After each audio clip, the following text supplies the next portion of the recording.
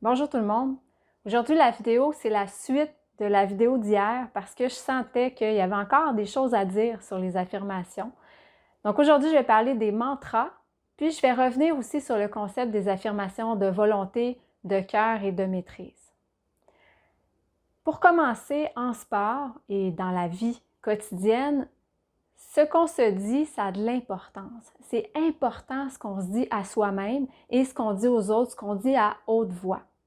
J'ai dit dans une vidéo précédente qu'on générait 40 000 pensées par jour, donc c'est une pensée par seconde. C'est important de bien choisir nos pensées. Puis quand on répète des mantras, des affirmations, on dirige, c'est nous qui déterminons ce qu'on met dans notre tête, ce qu'on met dans notre cerveau, à quoi on pense, quelles pensées on va générer.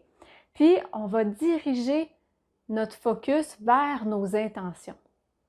Et le concept des affirmations de volonté, de cœur et de maîtrise, ça provient d'un livre, Autobiographie d'un yogi de Paramahansa Yogananda, qui est un moine indien, un yogi indien qui est considéré comme celui qui a fait le pont entre l'Inde et l'Amérique, en fait celui qui a amené la méditation, le yoga en Amérique. Et avec le livre Autobiographie d'un yogi, il y a un autre petit livre qui vient avec, qui s'appelle Scientific Healing Affirmations, encore de Paramahansa Yogananda. Et dans ce livre-là, il explique vraiment la procédure pour dire des affirmations, comment est-ce que ça fonctionne. C'est un petit peu ce que je vous ai expliqué la dernière fois, mais là, c'est beaucoup plus détaillé. Et c'est dans ce petit livre que j'ai trouvé les 3 types d'affirmations de volonté, de cœur et de maîtrise. Et pour moi, ça m'a parlé beaucoup parce que régulièrement, je vais parler des 3 centres d'intelligence, le mental, le rationnel, le cœur et l'instinct. Et je trouvais ça intéressant de voir que même dans les années 50, c'était un concept qui était déjà expliqué. Maintenant, quelle est la différence entre une affirmation et un mantra? Dans ma compréhension à moi, parce qu'il y a beaucoup de définitions, on dit plusieurs choses différentes quand on fait des recherches dans les livres sur le web. Dans ma compréhension à moi, une affirmation, ça parle un peu plus à notre mental. Ça a été développé par des neuroscientifiques dans les années 70, puis le but, c'était vraiment de remplacer le discours interne négatif par du positif, donc créer des affirmations positives et les répéter plusieurs fois pour changer notre discours, puis encore une fois, comme je disais, pour diriger notre attention, notre focus vers nos intentions, vers ce qu'on veut et non vers ce qu'on veut éviter. C'est vraiment pour modifier des schémas de pensée. Les mantras, c'est plus utilisé, en fait c'est utilisé partout, mais c'était développé beaucoup en Inde. C'est souvent considéré comme sacré. Il y a plusieurs mantras qui sont considérés comme sacrés, comme le Om par exemple. Et les mantras, on les utilise généralement plus en méditation. Donc dans la procédure que j'expliquais dans la vidéo d'hier, je parlais de dire les affirmations à haute voix et tranquillement baisser le volume de la voix pour intérioriser l'affirmation. Donc, quand l'affirmation est intériorisée, on parle souvent d'un mantra parce qu'on est dans un état de méditation. C'est pas nécessairement, on peut dire à haute voix des mantras. Il y a plusieurs façons de le faire. Je vais l'expliquer un petit peu plus loin dans la vidéo.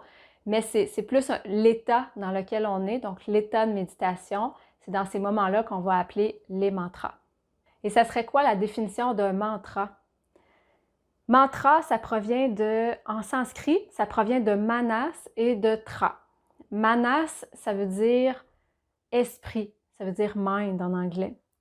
Et tra, ça a plusieurs significations. En fait, chaque mot en sanskrit a de nombreuses significations. Donc, tra, ça peut vouloir dire véhicule, puis ça peut vouloir dire aussi traverser, crossover en anglais. Donc, mantra, une de ces définitions, une de ces nombreuses définitions, ça pourrait être un véhicule pour traverser au-delà des pensées. Donc, un véhicule de l'esprit. Ça peut vouloir dire aussi un outil de l'esprit. Maintenant, je vais revenir aux affirmations de volonté, de cœur et de maîtrise dont j'ai parlé hier. Hier, j'expliquais que dépendamment qu'il y avait 3 types d'affirmations et que dépendamment de nos besoins, dépendamment de ce qui nous parle le plus, on pouvait choisir un des 3 types. Donc, si j'ai besoin de courage, si j'ai besoin de détermination, bien, l'affirmation de volonté pour moi pourrait être plus pertinente. Si j'ai besoin de parler à mes émotions, de m'inspirer, je vais choisir une affirmation de cœur. Puis si j'ai besoin de comprendre les choses, je vais utiliser l'affirmation de maîtrise. Si je prends un objectif commun pour les trois, par exemple, je veux apprendre à me faire confiance pour la prochaine compétition. Donc, je veux m'aider à augmenter ma confiance. Avec une affirmation de volonté, ça pourrait ressembler à j'ose prendre des risques et je fonce dans toutes les situations. Donc ça, c'est une affirmation qui me pousse à surmonter les obstacles, à avancer, à avoir du courage. Et quand je la répète, je veux sentir mon courage dans mon abdomen, dans mon gut. Je veux sentir ici au niveau du ventre. Donc, j'ose prendre des risques. Je fonce dans toutes les situations. Je veux sentir une force qui part d'ici puis qui monte en moi. Si je veux prendre une affirmation de cœur, si je veux utiliser une affirmation de cœur pour me faire confiance, je pourrais me dire, par exemple, je crois en moi, je m'aime et j'ai une grande valeur.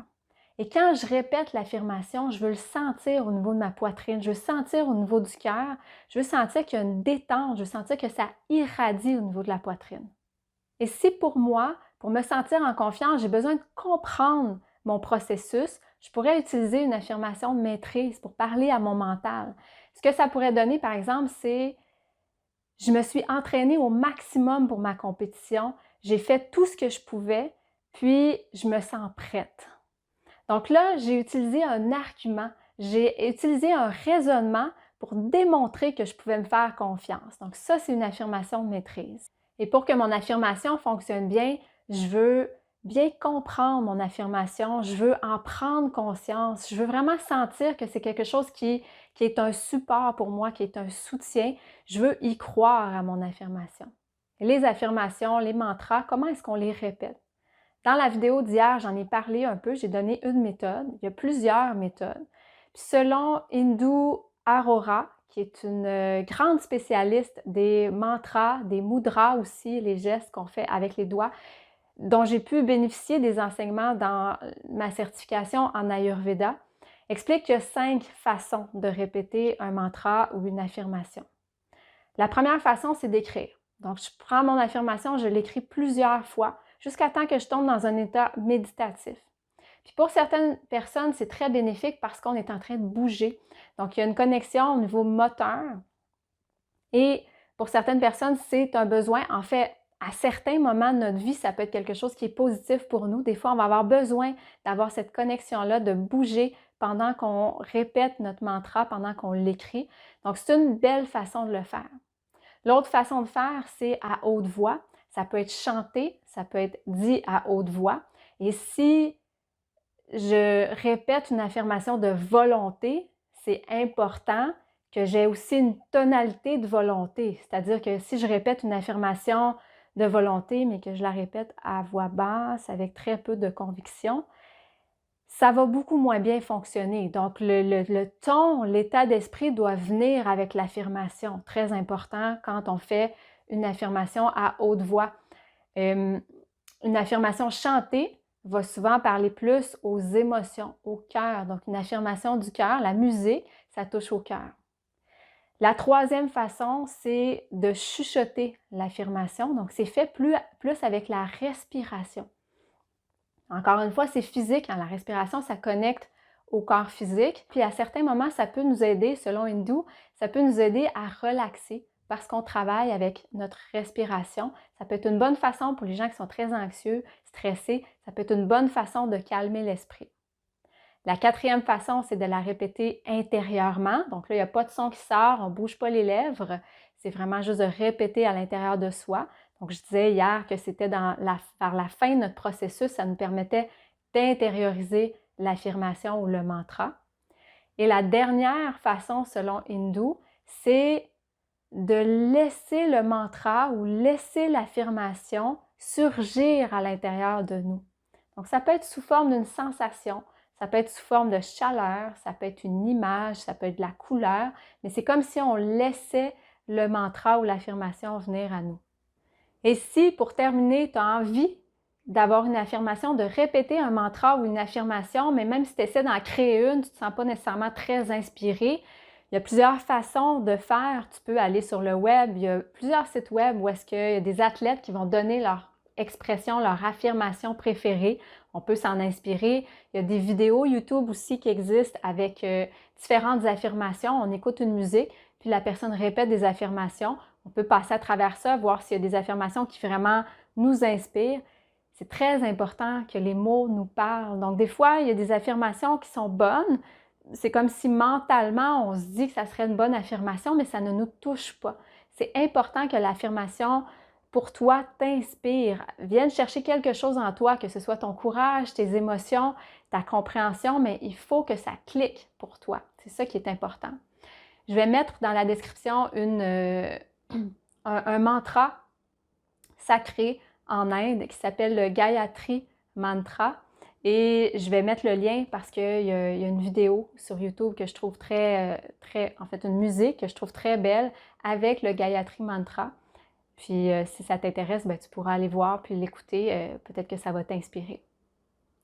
Alors j'espère que mes conseils te sont utiles. Si oui, aime la vidéo, partage, inscris-toi à la chaîne, clique sur la petite cloche de notification. Sur ce, je te souhaite un bon entraînement, une bonne pratique d'affirmation ou de mantra et à bientôt.